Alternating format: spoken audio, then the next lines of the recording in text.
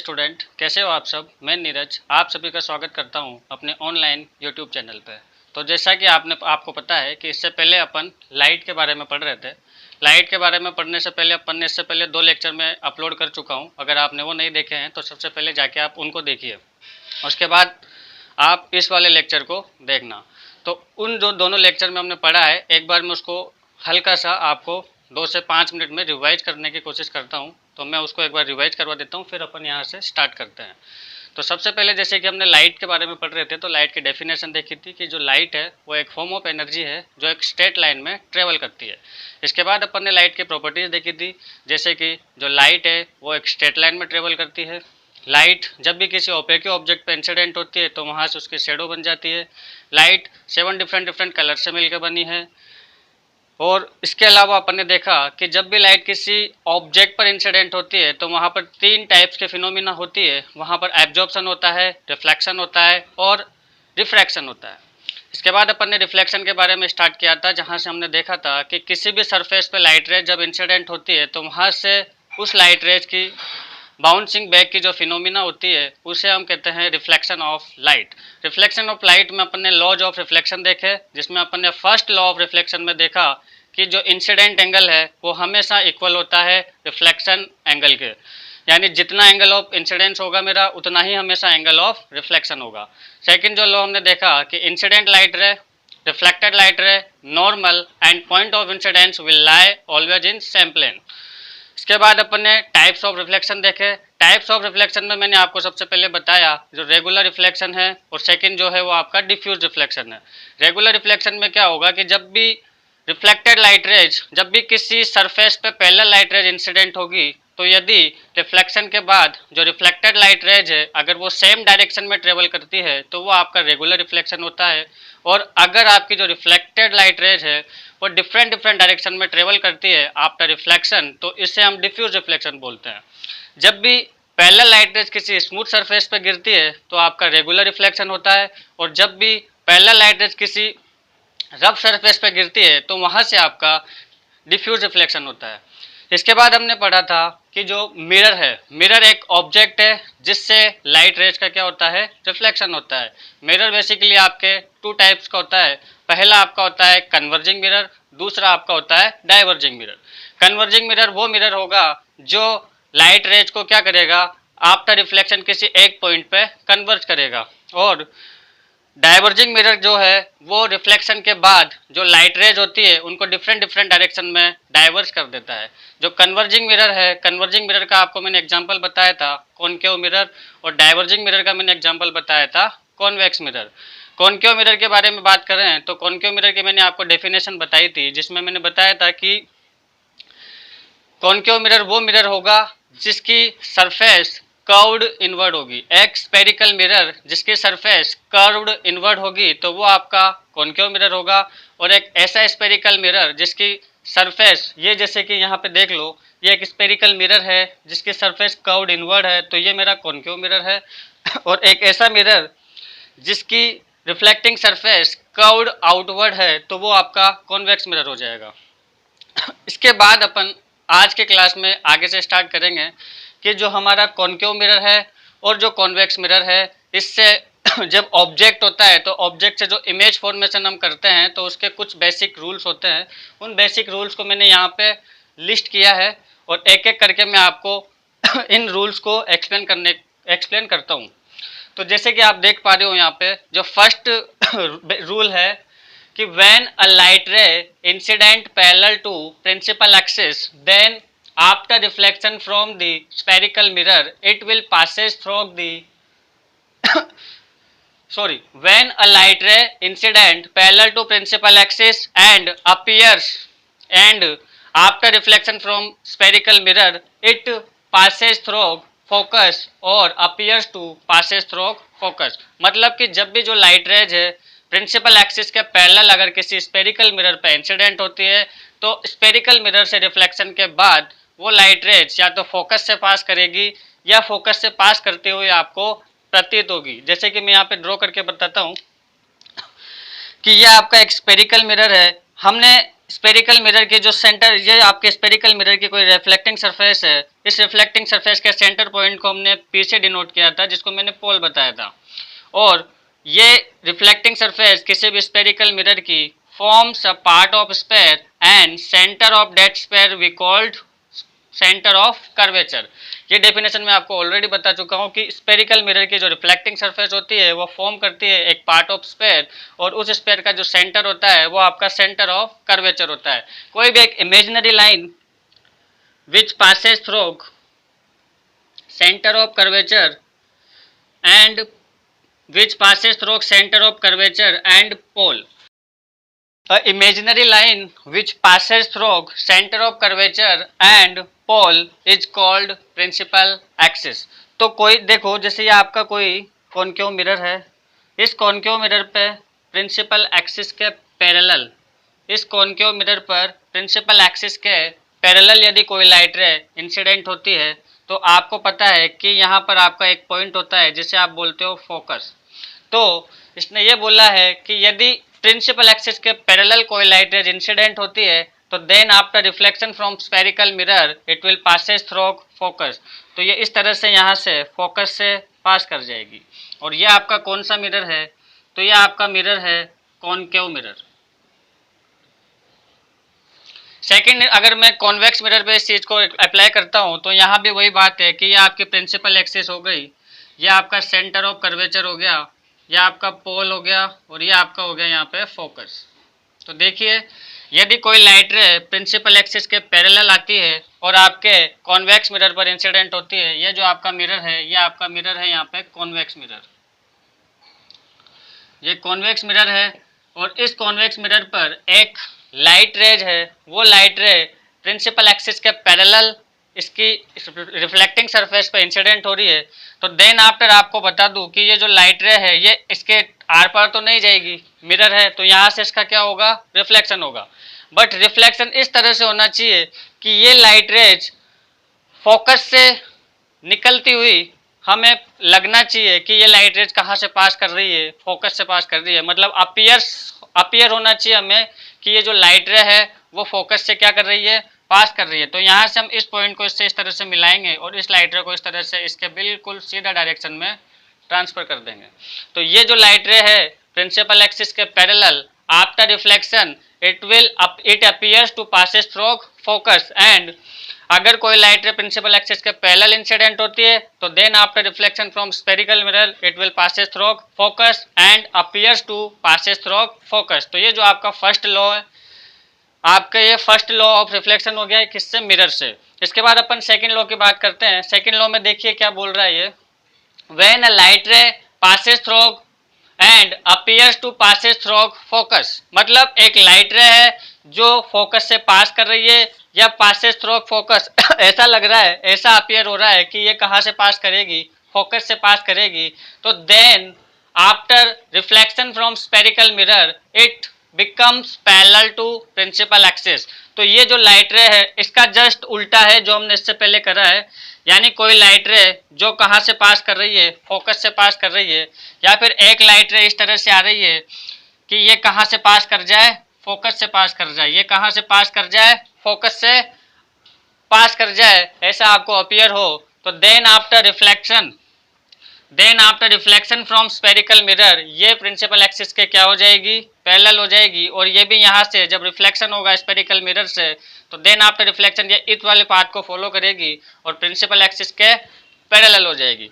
मतलब जो light ray है, अगर वो आपको प्रिंसिपल एक्सिस, अगर आपको लाइट रे फोकस से पास होती हुई अपीयर हो या फोकस से पास होती हो, तो then after reflection from spherical mirror ये प्रिंसिपल एक्सिस के क्या हो जाएगी, पैरेलल हो जाएगी। तो जो हमने फर्स्ट लॉ किया है ये लॉ जस्ट उसका क्या हो जाएगा, आपका ये रूल जस्ट उसका उल्टा है।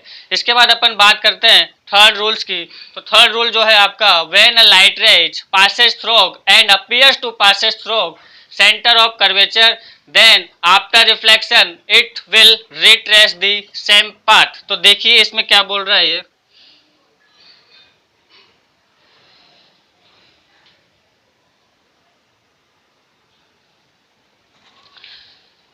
देखो पहले मैं कॉनकेव के केस में ड्रॉ करता हूँ डायग्राम, उसके बाद अपन कॉन्वेक्स के केस में ड्रॉ करेंगे। तो वो बोल रहा है कि एक लाइट रे इस तरह से आ रही है कि वो कहाँ से पास कर रही है, एक लाइट रे इस तरह से आ रही है कि वो सेंटर ऑफ कर्वेचर से क्या कर रही है, पास कर रही है। एक लाइट रे इस तरह से आ रही है कि वो सेंटर ऑफ कर्वेचर से पास कर रही है। तो यहाँ भी एक लाइट रे ऐसी बनाओ जो ऐसा लगे कि ये कहाँ से पास कर रही है, सेंटर ऑफ कर्वेचर से। ये जो लाइट रे जा रही है ये ऐसा लग रहा है कि ये कहाँ पर जाके मीट होगी, या आपके सेंटर ऑफ कर्वेचर पे जाके मीट होगी, या फिर लाइट रे सेंटर ऑफ कर्वेचर से पास करे या सेंटर ऑफ कर्वेचर पर मीट करते हुए आपको अपीयर हो। तो after reflection from spherical mirror of, after reflection from reflecting surface of spherical mirror, ये जो लाइट रे है ये अपने इसी पाथ को वापस क्या कर लेगी, रिट्रेस कर लेगी। यानी ये जिस पाथ से इंसिडेंस हो रही है उसी पाथ पे वापस क्या हो जाएगी, बैक हो जाएगी। उसी पाथ को वापस क्या कर लेगी, ये रिट्रेस कर लेगी। तो ये आपका थर्ड लॉ है कि when a light ray is incident, when a light ray is incident passes through center of curvature and appears to passes through center of curvature, then after reflection from reflecting surface of spherical mirror it will retrace the same path. इसके बाद अपन second law देखते हैं। Second law में sorry fourth rule पे आते हैं। Fourth rule है इसका, when a light ray incident obliquely to the reflecting surface of spherical mirror then after reflection it follow the laws of reflection। तो यहां पर ये क्या बोल रहा है, इसको मैं ड्रॉ करके बताता हूं आपको।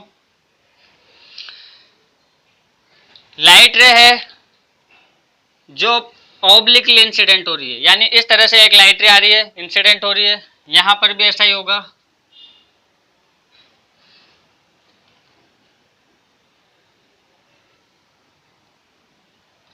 ये जो लाइट रे है इस तरह से आके इंसिडेंट हो रही है, ऑब्लिकली है, किससे, प्रिंसिपल एक्सिस से ऑब्लिकली है। यहाँ पे जो लाइट रेज इंसिडेंट हुई थी वो प्रिंसिपल एक्सिस के पैरेलल इंसिडेंट हुई थी।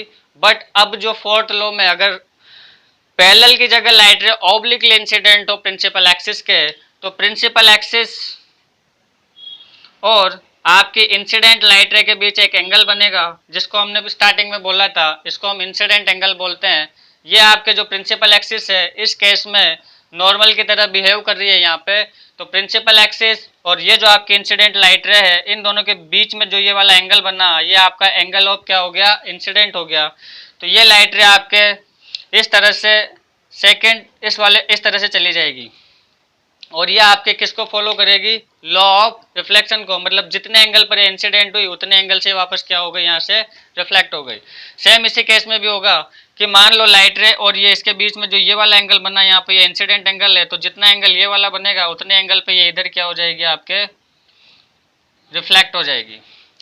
तो when a light ray incident obliquely to the principal axis, when a light ray is incident obliquely to the reflecting surface of spherical mirror, then after reflection from spherical mirror it follow the law of reflection. एक एक करके मैं जितने भी सारे law है उसको वापस एक बार जाते जाते आपको रिवाइज करवा देता हूँ। तो जो फर्स्ट लॉ ऑफ रिफ्लेक्शन हमने पढ़ा, फर्स्ट लॉ ऑफ रिफ्लेक्शन में हमने देखा कि when a light ray is incident parallel to the principal axis, then after reflection it passes or appears to passes through focus।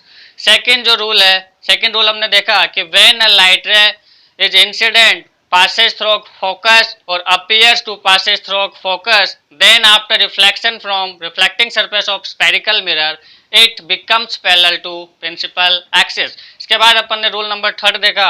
Rule number third में हमने देखा कि when a light ray is incident to passes through center of curvature and appears to passes through center of curvature, then after reflection from reflecting surface of spherical mirror it will retrace the same path। rule number 4 हमने देखा कि when a light ray is incident obliquely to the reflecting surface of spherical mirror, then after reflection from reflecting surface of spherical mirror it follows the law of reflection। तो चलिए अब अपन देखते हैं image formation by concave mirror. तो यहाँ से image formation by concave mirror अपन यहाँ से देखते हैं। तो हमने जैसे अभी भी देखा कि चारों रूल्स जो हमने देखे थे उनको यूज करते हुए ही अपन कॉनकेव मिरर से क्या बनाएंगे, किसी ऑब्जेक्ट की इमेज को बनाएंगे।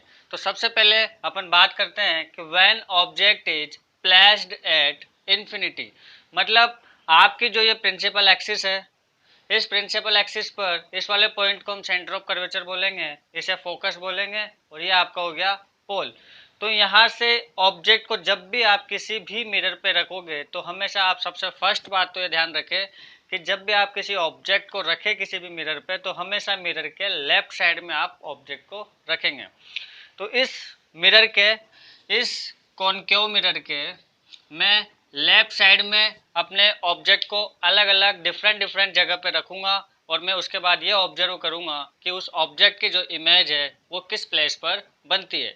तो सबसे पहले मैं जिस जगह पे ऑब्जेक्ट को रख रहा हूँ वो मैं रख रहा हूँ इन्फिनिटी में। सपोज डैट कि अगर मेरा जो ऑब्जेक्ट है वो इन्फिनिटी पे रखा हुआ है, तो मान लो इन्फिनिटी, आपको पता है कि इन्फिनिटी एक ऐसी जगह है जिसके बारे में मतलब जो वास्तविकता में होती नहीं है।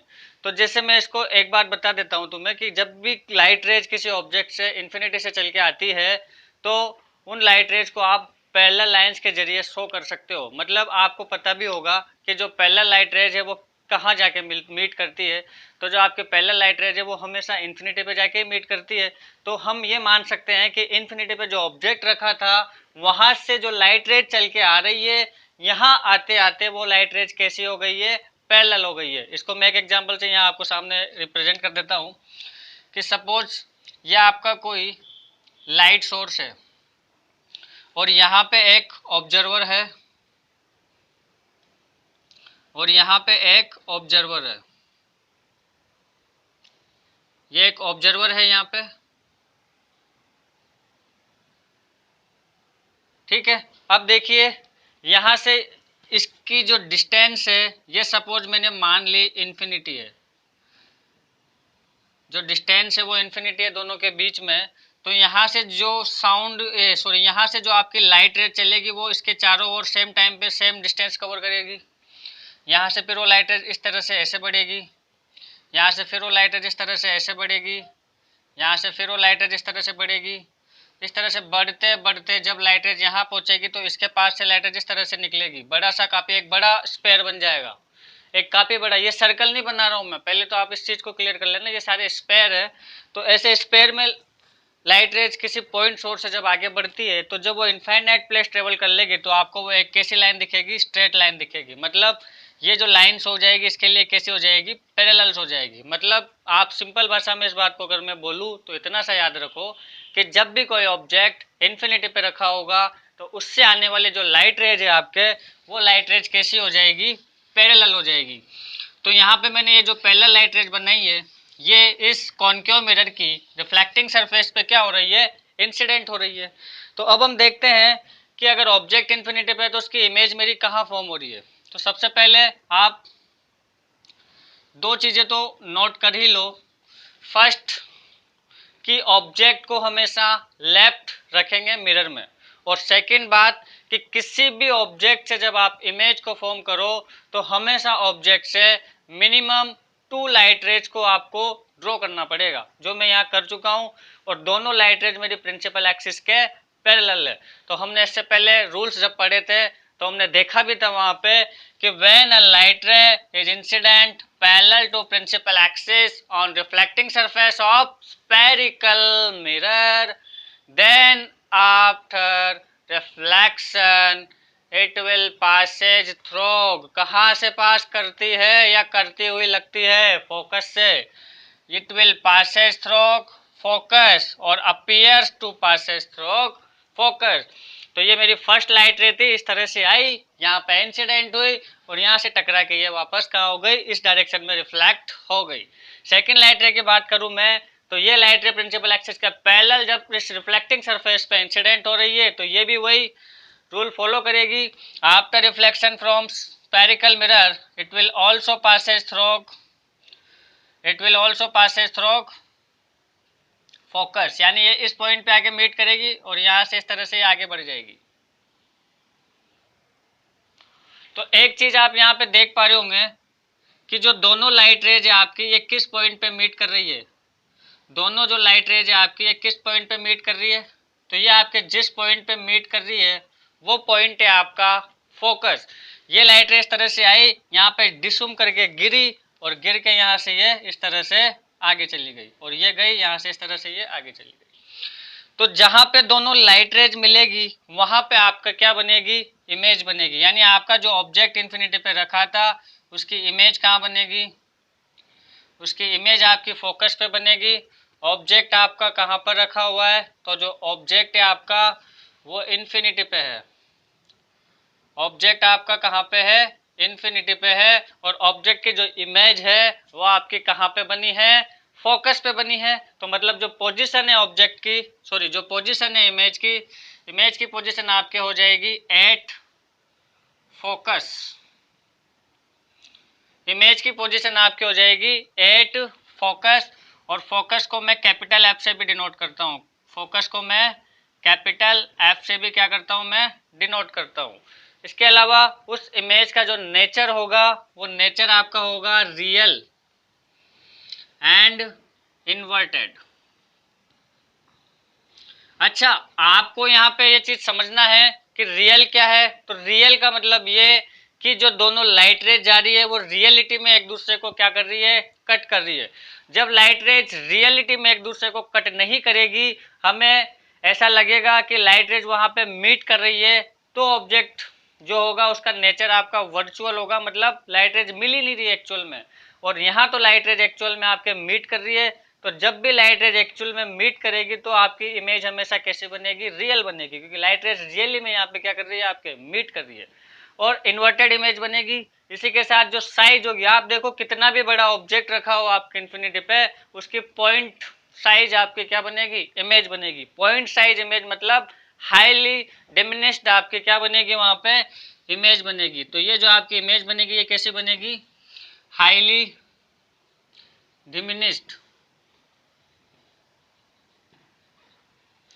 तो ये आपको तीनों चीजें याद रखनी है कि when object is placed at infinity then image is formed at focus, nature of image is real and inverted and size of image is highly diminished. ठीक है डियर फ्रेंड, अब अपन देखते हैं when object is placed between centre of curvature and focus.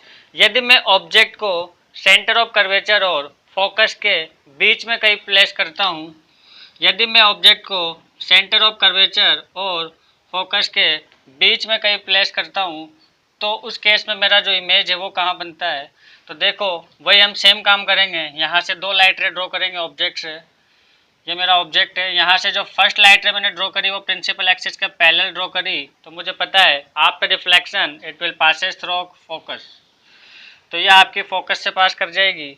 Second जो light रे में focus से पासिंग होती हुई ड्रॉ करता हूँ, तो ये भी मुझे पता है कि आफ्टर रिफ्लेक्शन जो ये वाली मेरी लाइट रे है, ये लाइट रे प्रिंसिपल एक्सिस के क्या हो जाएगी, पैरेलल हो जाएगी। तो दोनों यहाँ पर जिस पॉइंट पर किट करेंगे, जिस पॉइंट पर दोनों लाइट रेज इंटरसेक्ट करेगी, वहाँ पे मेरा क्या बन जाएगी, इमेज बन जाएगी। तो यहाँ पर इस ऑब्जेक्ट की इमेज बनी है, तो मैं देख पा रहा हूँ कि इमेज की जो साइज है वो ऑब्जेक्ट से क्या है, लार्ज है। इमेज की जो साइज है वो ऑब्जेक्ट से क्या है, लार्ज है। नेचर रियल और इन्वर्टेड ही रहेगा, नेचर जो है वो रियल एंड इन्वर्टेड ही रहेगा। और पोजीशन देख लो आप कहाँ बनी है, बियॉन्ड सी। पोजीशन जो है वो आपकी कहाँ है, बियॉन्ड सी। सेम इसी तरह से अब इस ऑब्जेक्ट को अपन और आगे ट्रांसफर करते हैं और आगे डिस्प्लेस करते हैं। तो अगर मैं ऑब्जेक्ट को यहाँ से डिस्प्लेस करके सपोज अगर मैं फोकस पर रख देता हूँ, ऑब्जेक्ट को सपोज अगर मैं फोकस पर रख देता हूँ, तो यहाँ से भी वापस हम इसके जब इमेज बनाएंगे तो सेम वही काम हमें करना है। दो लाइट रे यहाँ से हम ड्रॉ करेंगे। फर्स्ट लाइट रे मैंने ड्रॉ करी प्रिंसिपल एक्सिस के पैरेलल, तो हम पता है कि after reflection from reflecting surface of spherical mirror this light रे विल पासेस थ्रू फोकस, ये इस तरह से पास करेगी। सेकेंड लाइट रे में जो है ऑब्लिकली ड्रॉ कर सकता हूँ। ऑब्लिकली लाइट रे जब ड्रॉ होती है तो आपको पता है कि इंसिडेंट एंगल की जो वैल्यू है वो रिफ्लेक्टेड एंगल के बराबर कर दो, तो इस तरह से दोनों लाइट रेज मेरी क्या हो जाएगी, निकल जाएगी। तो मुझे दिख रहा है कि आफ्टर रिफ्लेक्शन जो दोनों लाइट रेज है वो क्या हो गई है, एक दूसरे के पैरेलल हो गई है। और ये मेरी प्रिंसिपल एक्सिस है, ध्यान से देखना, ये मेरी क्या है, प्रिंसिपल एक्सिस है। तो ये नीचे पता नहीं कहाँ जाके मिलेगी, तो उतना ही बड़ा मेरा क्या बनेगा, यहाँ से इमेज बनेगा। तो ऑब्जेक्ट तो मेरा छोटा सा है, इमेज इसका वेरी लार्ज बनेगा। और ये दोनों कहाँ मिलेगी, तो मैंने अभी आपको बताया था कि जो पैरेलल लाइट रेज होती है वो हमेशा कहाँ मिलती है, इन्फिनिटी पे जाके मिलती है। तो मेरी जो ऑब्जेक्ट की इमेज बनेगी वो कहाँ बनेगी, इन्फिनिटी पे बनेगी, और वेरी लार्ज बनेगी, और रियल और इन्वर्टेड बनेगी। तो पोजीशन जो है वो आपकी हो जाएगी इन्फिनिटी पे। नेचर जो हो जाएगा आपका वो हो जाएगा real and inverted, and size जो आपकी हो जाएगी वेरी लार्ज। आपकी इमेज की साइज वेरी लार्ज बनेगी एज कंपेयर टू ऑब्जेक्ट। हाँ तो डियर स्टूडेंट, अब अपन देखते हैं when object is placed beyond C, यानी जब ऑब्जेक्ट जो है वो सी, आपका मतलब सेंटर ऑफ कर्वेचर और इन्फिनिटी के बीच में कहीं भी अगर आप प्लेस करते हो तो इस केस में उसकी इमेज कहाँ बनती है। तो यहाँ से अपन दो लाइट रेज फिर से ड्रॉ करते हैं। तो फर्स्ट लाइट रे मैं यहाँ से ड्रॉ कर रहा हूँ। जैसे मान लो एक लाइट रे आपके ये गई जो प्रिंसिपल एक्सिस के पैरेलल जा रही है। जब ये आपके इस रिफ्लेक्टिंग सरफेस पे इंसिडेंट होगी तो हमें पता है कि आपका reflection when a light ray parallel है प्रिंसिपल एक्सिस के, तो ये कहाँ से पास करती है, तो ये जो लाइट रे है आपकी ये फोकस से पास कर जाएगी। और दूसरी लाइट रे जो मैं यहाँ से चलाता हूँ, मैं सपोज ये वाली लाइट रे यहाँ से आपके चला देता हूँ जो फोकस से पास कर रही है। तो हमने देखा है कि जब भी कोई लाइट रे फोकस से पास करेगी then after reflection it becomes parallel to principal axis. तो ये प्रिंसिपल एक्सिस के पैरेलल हो जाएगी, ये प्रिंसिपल एक्सिस के पैरेलल हो जाएगी इस तरह से।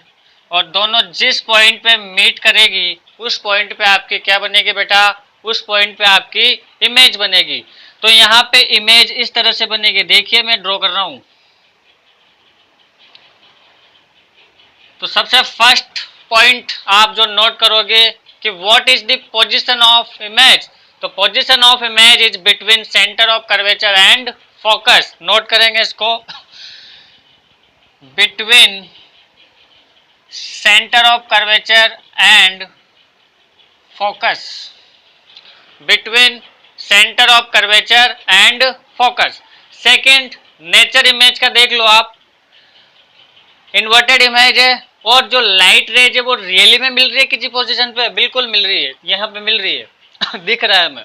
तो इमेज जो है वो रियल है और इन्वर्टेड है, उल्टी इमेज है यानी रियल, ये नेचर हो गया real and inverted, real and inverted. Size आप जब यहाँ पे कंपेयर करोगे तो आपको ऑटोमेटिकली यहाँ वैसे हमें इस चीज को हम एनालाइज कर सकते हैं कि जो इमेज की साइज है, इमेज की मेरी साइज जो है वो ऑब्जेक्ट की साइज से क्या है, स्मॉल है, स्मॉल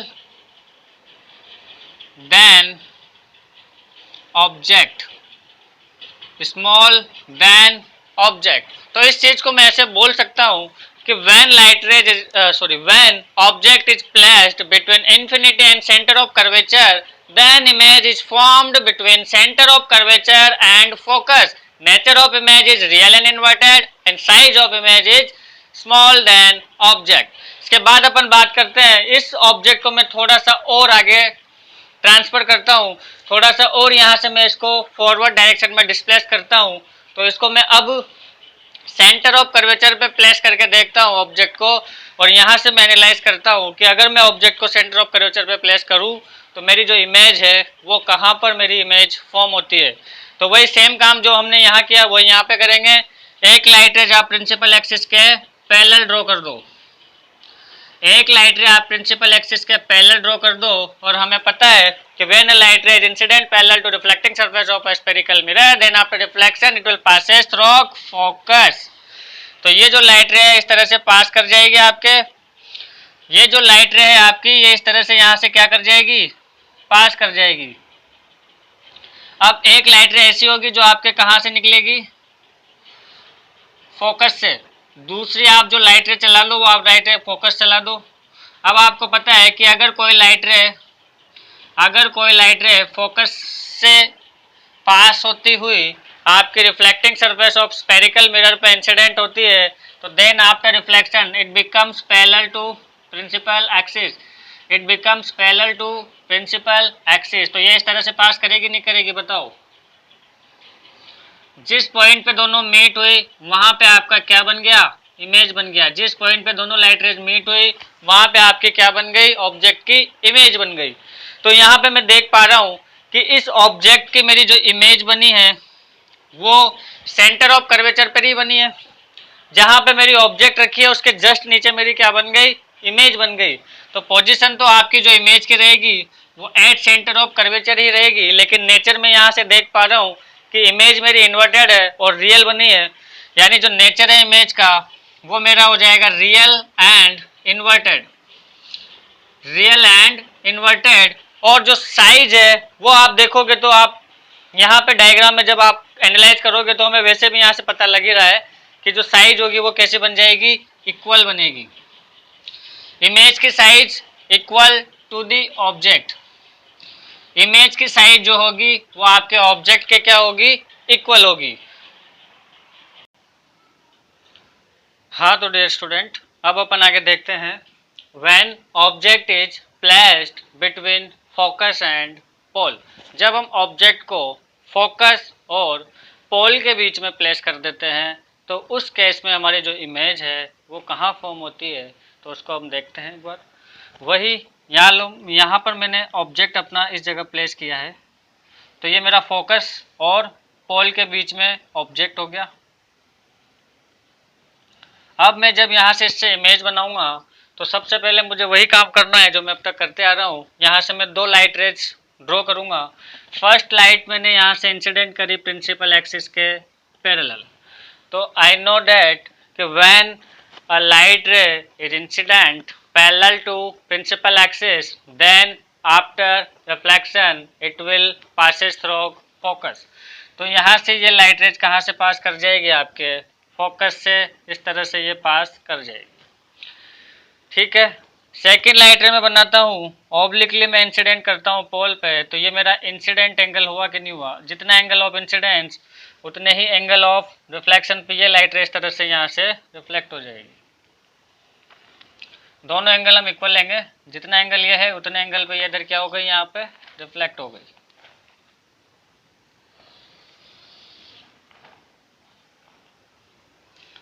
तो मुझे ये बताओ कि जब दोनों लाइट रेज इधर आगे की ओर आ रही है, इस तरह से जा रही है हमारी, ठीक है, तो ये कहाँ पे मीट करेगी?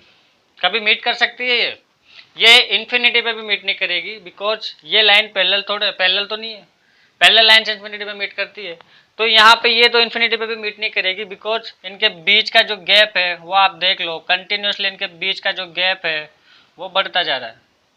तो ये इधर तो कहीं नहीं मिलेगी। तो इसका मतलब हुआ कि मैं अगर इन दोनों लाइट रेज को अगर वर्टिकली में सॉरी अगर इन दोनों लाइट रेज को मैं वर्चुअली बनाऊं बैकवर्ड बिहाइंड द मिरर, तो हो सकता है।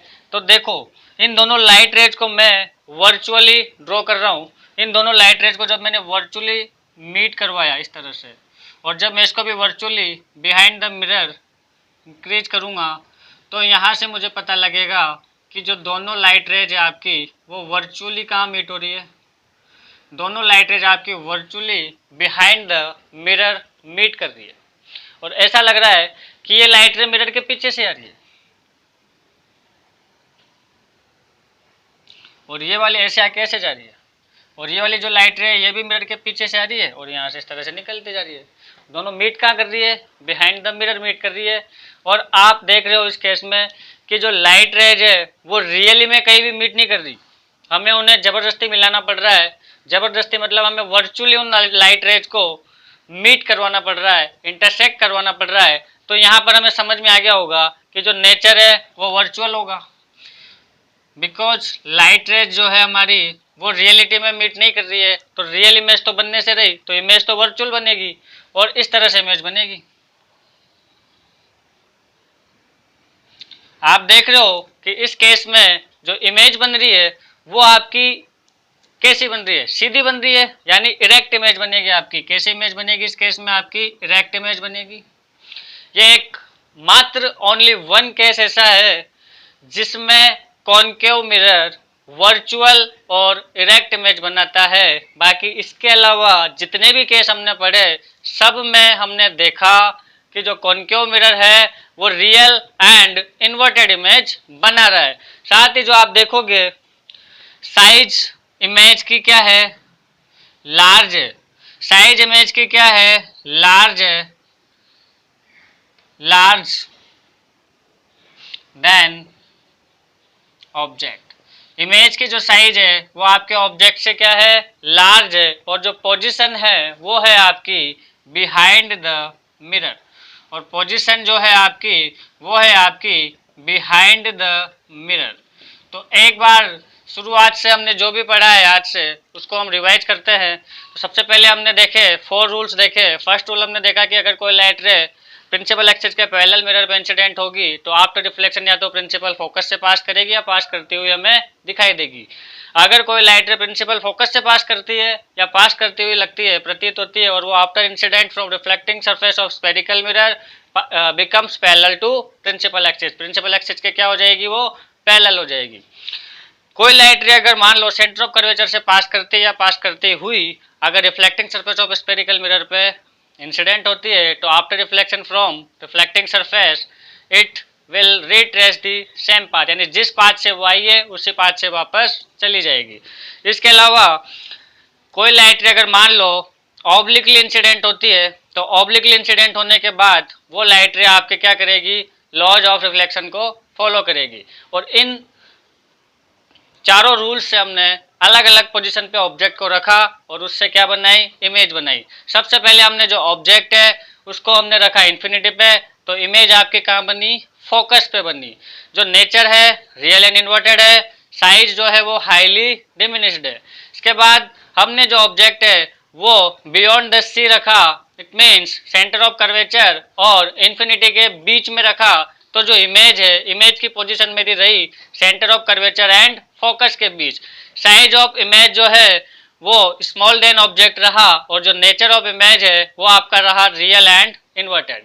इसके बाद ऑब्जेक्ट को हमने सेंटर ऑफ कर्वेचर पे रखा तो उसकी जो इमेज है वो भी सेंटर ऑफ कर्वेचर पे बनी, नेचर उसका रियल एंड इन्वर्टेड रहा, और साइज जो है वो इक्वल टू दी ऑब्जेक्ट। उसके बाद मैंने ऑब्जेक्ट को सेंटर ऑफ कर्वेचर और फोकस के बीच में रखा तो इमेज मेरी बियॉन्ड द सी बनी, beyond the centre of curvature बनी, नेचर रियल एंड इन्वर्टेड रहा, और साइज जो है वो लार्जर देन ऑब्जेक्ट।